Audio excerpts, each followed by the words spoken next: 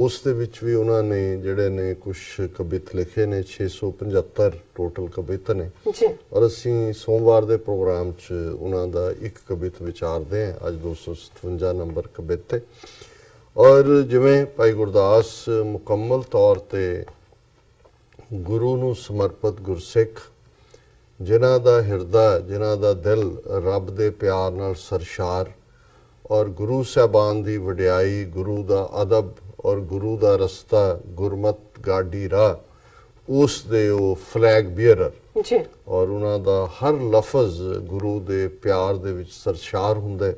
ਔਰ ਇਸ ਕਵਿਤ ਦੇ ਵਿੱਚ ਵੀ ਉਹਨਾਂ ਨੇ ਅੱਡ-ਅੱਡ ਉਦਾਹਰਨਾਂ ਦੇ ਕੇ ਐਗਜ਼ਾਮਪਲਸ ਦੇ ਕੇ ਇਹ ਸਮਝਾਇਆ ਕਿ ਕਿਵੇਂ ਗੁਰੂ ਦੇ ਨਾਮ ਦੇ ਵਿੱਚ ਗੁਰੂ ਦੀ ਸੰਗਤ ਦੇ ਵਿੱਚ ਉਹ ਬਰਕਤ ਹੁੰਦੀ ਹੈ ਜਿਹੜੀ ਤੁਹਾਡੀ ਰੂਹ ਨੂੰ ਤਰੋਤਾਜ਼ਾ ਕਰ ਦਿੰਦੀ ਹੈ ਰੱਬ ਦੇ ਪਿਆਰ ਨਾਲ, ਤੁਹਾਡੀ ਅਕਲ ਨੂੰ ਜਿਹੜਾ ਉਹ ਬਿਲਕੁਲ ਨਿਰਮਲ ਕਰ ਦਿੰਦੀ ਹੈ, ਉਸ ਚੋਂ ਸਾਰਾ ਡਰਟ ਸਾਰਾ ਗੰਦ ਸਾਫ਼ ਹੋ ਜਾਂਦਾ ਹੈ ਜੀ।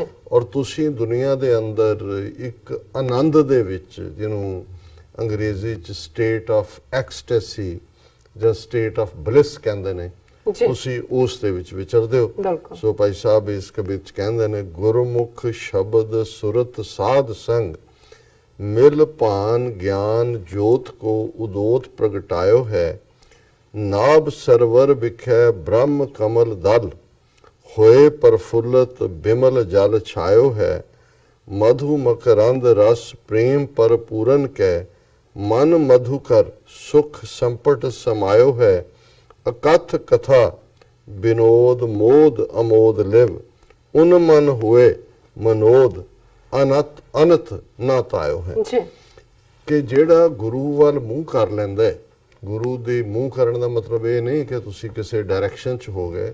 ਗੁਰੂ ਵੱਲ ਮੂੰਹ ਕਰਨ ਦਾ ਮਤਲਬ ਹੈ ਕਿ ਗੁਰ ਕੀ ਮਤ ਤੂੰ ਲੈ ਇਆਣੇ ਭਗਤ ਬਿਨਾ ਬਹੁ ਡੂਬੇ ਸਿਆਣੇ।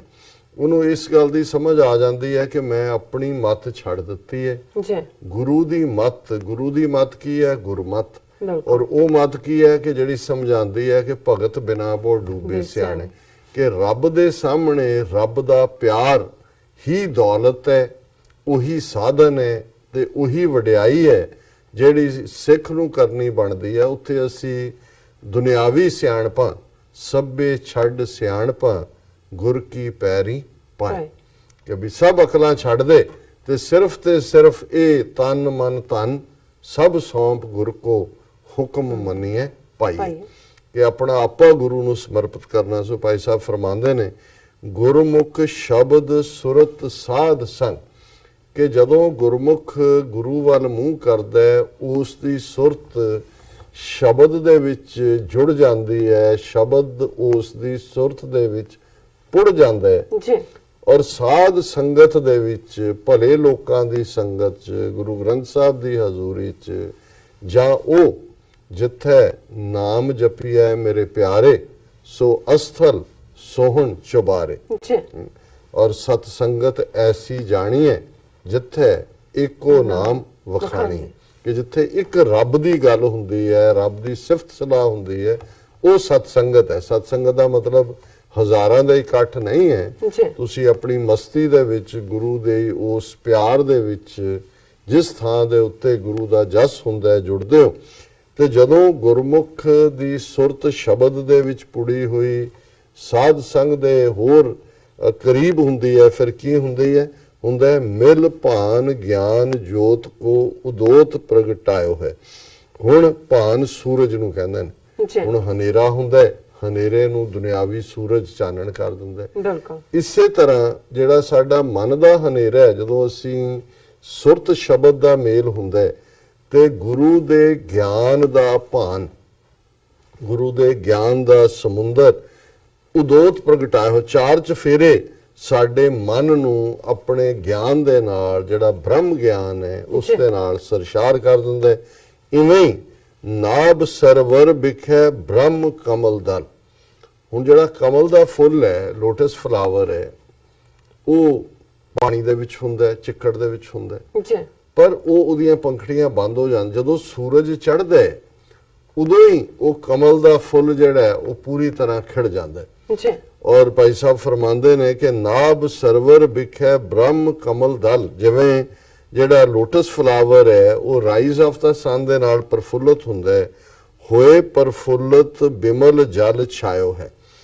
ਇਸੇ ਤਰ੍ਹਾਂ ਜਦੋਂ ਗਿਆਨ ਦਾ ਉਹ ਸੂਰਜ, ਗੁਰੂ ਦੇ ਪਿਆਰ ਦੇ ਗਿਆਨ ਦਾ ਸਾਡੇ ਵਜੂਦ ਦੇ ਉੱਤੇ ਪੈਂਦਾ ਹੈ, ਯੋਗੀਆਂ ਨੇ ਇਹ ਗੱਲ ਧੁਮਾਈ ਹੋਈ ਸੀ ਕਿ ਜੀ ਨਾਭੀ ਜਿਹੜੀ ਹੈ, ਅੰਬਲਾਈਕਸ ਧੁੰਨੀ ਜਿਹਨੂੰ ਅਸੀਂ ਕਹਿੰਦੇ ਹਾਂ, ਜੀ ਇਸ ਦੇ ਵਿੱਚ ਜਿਹੜਾ ਹੈ ਇਸ ਤੋਂ ਗਿਆਨ ਦਾ ਪ੍ਰਗਟਾ ਹੁੰਦਾ। ਸੋ ਭਾਈ ਸਾਹਿਬ ਕਹਿੰਦੇ ਨੇ ਇਹ ਗੁਰੂ ਦੀ ਹੋਂਦ ਹੈ ਜਿਹੜੀ ਕਿ ਅਲਟੀਮੇਟਲੀ ਸਾਰੇ ਸਰੀਰ ਦੇ, ਉਹਨੂੰ ਕੁੰਡਲਨੀ ਕਹੋ, ਉਹਨੂੰ ਅੰਦਰ ਗਿਆਨ ਕਹੋ, ਦਸਵਾਂ ਦੁਆਰ ਕਹੋ, ਜਦੋਂ ਗੁਰੂ ਦੀ ਰਹਿਮਤ ਹੁੰਦੀ ਹੈ ਇਹ ਸਾਰੇ ਬੰਦ ਦਰਵਾਜ਼ੇ ਖੁੱਲ ਜਾਂਦੇ ਨੇ। ਇਵੇਂ ਹੀ ਮਧੂ ਮਕਰੰਦ ਰਸ ਪ੍ਰੇਮ ਪਰਪੂਰਨ ਕੈ ਮਨ ਮਧੁਕਰ ਸੁਖ ਸੰਪਟ ਸਮਾਇਓ ਹੈ, ਕਿ ਜਿਸ ਤਰ੍ਹਾਂ ਮਧੂ ਮੱਖੀ ਉਹ ਸ਼ਹਿਦ ਇਕੱਠਾ ਕਰਦੀਆਂ ਸ਼ਹਿਦ ਦੇ ਵਿੱਚ ਹੀ ਰਚ ਜਾਂਦੀਆਂ ਨੇ, ਉਸ ਦਾ ਹਿੱਸਾ ਹੋ ਜਾਂਦੀਆਂ ਨੇ ਮਧੂ ਮਕਰੰਦ। ਇਸੇ ਤਰ੍ਹਾਂ ਗੁਰੂ ਦਾ ਸਿੱਖ ਰੱਬ ਦੇ ਪਿਆਰ ਦੇ ਵਿੱਚ ਇਵੇਂ ਲਿਪਤ ਹੋ ਜਾਂਦਾ ਹੈ, ਉਸ ਸ਼ਹਿਦ ਦੇ ਵਿੱਚ ਉਹ ਜੁੜ ਜਾਂਦਾ ਹੈ, ਉਸ ਦੇ ਵਿੱਚ ਗਵਾਚ ਜਾਂਦਾ ਹੈ।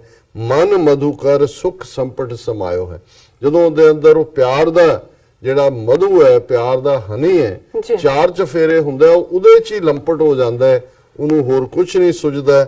ਅਕਥ ਕਥਾ ਬਿਨੋਦ ਮੋਦ ਅਮੋਦ ਲਿਵ, ਕਿ ਵਾਹਿਗੁਰੂ ਦੇ ਪਿਆਰ ਦੀ ਕਹਾਣੀ ਅਨਡਿਸਕ੍ਰਿਪੇਬਲ ਹੈ, ਅਕਥ ਹੈ, ਉਹਨੂੰ ਕਥਨ ਨਹੀਂ ਕੀਤਾ ਜਾ ਸਕਦਾ, ਔਰ ਇਹ ਦੁਨੀਆ ਤੋਂ ਪਰੇ ਹੈ। ਬਿਨੋਦ ਮੋਦ ਅਮੋਦ ਲਿਵ, ਇਹ ਤੁਸੀਂ ਲਿਵ ਦੇ ਨਾਲ ਹੀ ਦੇਖ ਸਕਦੇ ਹੋ, ਦੁਨਿਆਵੀ ਜ਼ਬਾਨ ਉਹਨੂੰ ਬਿਆਨ ਨਹੀਂ ਕਰ ਸਕਦੀ। ਉਨ ਮਨ ਹੋਏ ਮਨੋਦ ਅਨੰਤ ਨਾ ਧਾਇਓ ਹੈ, ਔਰ ਜਿਹੜੀ ਰੂਹ ਇਸ ਪਿਆਰ ਦੀ ਇਸ ਦੁਨੀਆ ਦੇ ਵਿੱਚ ਆ ਕੇ ਵਸ ਜਾਂਦੀ ਹੈ, ਆਬਾਦ ਹੋ ਜਾਂਦੀ ਹੈ, ਉਸ ਦਾ ਮਨ ਵੀ ਟਿਕ ਜਾਂਦਾ ਹੈ, ਹਿਰਦਾ ਵੀ ਟਿਕ ਜਾਂਦਾ ਹੈ, ਅਨੰਤ ਨਾ ਧਾਇਓ ਹੈ। ਫਿਰ ਉਹ ਮਨ ਚਾਰ ਚਫੇਰੇ ਭਟਕਦਾ ਨਹੀਂ ਹੈ, ਇੱਕ ਟਿਕਾ ਦੇ ਵਿੱਚ ਹੁੰਦਾ ਹੈ, ਅਡੋਲ ਦੇ ਵਿੱਚ ਹੁੰਦਾ ਹੈ, ਸਹਿਜ ਦੇ ਵਿੱਚ ਹੁੰਦਾ ਹੈ, ਸਟੇਟ ਆਫ ਟ੍ਰੈਂਕੁਇਲਿਟੀ ਹੁੰਦੀ ਹੈ, ਸਟੇਟ ਆਫ ਬਲਿਸ ਹੁੰਦੀ ਹੈ, ਸਟੇਟ ਆਫ ਜੋਏ ਹੁੰਦਾ ਹੈ। ਜੀ ਡਾਕਟਰ ਸਾਹਿਬ, ਤੁਹਾਡਾ ਬਹੁਤ ਬਹੁਤ ਸ਼ੁਕਰੀਆ। ਤੁਸੀਂ ਅੱਜ ਦੇ ਅਹਿਮ ਇਸ਼ੂ ਤੇ ਅੱਜ ਦਾ ਵਿਚਾਰ ਸਾਡੇ ਦਰਸ਼ਕਾਂ ਨਾਲ ਸਾਂਝਾ ਕੀਤਾ। ਇਸ ਨਾਲ ਆਪਣੇ ਵਿਊਜ਼ ਕੋਲ ਨੇ ਇਜਾਜ਼ਤ। ਵਿਊਅਰਸ, ਸਾਡੇ ਪ੍ਰੋਗਰਾਮ ਦਾ ਸਮਾਂ ਇੱਥੇ ਸਮਾਪਤ ਹੁੰਦਾ। ਤੁਸੀਂ ਆਪਣੀ ਰਾਏ ਤੇ ਸੁਝਾਅ ਸਾਨੂੰ ਭੇਜਣਾ ਭੁੱਲਣਾ। ਸਾਡੇ ਇਸ ਪਤੇ ਤੇ sos@tv84.tv ਤੇ ਅਸੀਂ ਆਪਣਾ ਪ੍ਰੋਗਰਾਮ ਲੈ ਕੇ ਫਿਰ ਦੁਬਾਰਾ ਤੁਹਾਡੇ ਸਨਮੁਖ ਹੋਵਾਂਗੇ। ਤਦ ਤੱਕ ਲਈ ਮੈਨੂੰ ਤੇ ਆਪਣਾ ਸੁਣਾ ਗਿਆ ਦੋ ਦੇਖਦੀ ਰਹੋ TV84। ਬੁਲਾ ਦਿਓ ਫਤਿਹ। ਵਾਹਿਗੁਰੂ ਜੀ ਕਾ ਖਾਲਸਾ, ਵਾਹਿਗੁਰੂ ਜੀ ਕੀ ਫਤਿਹ।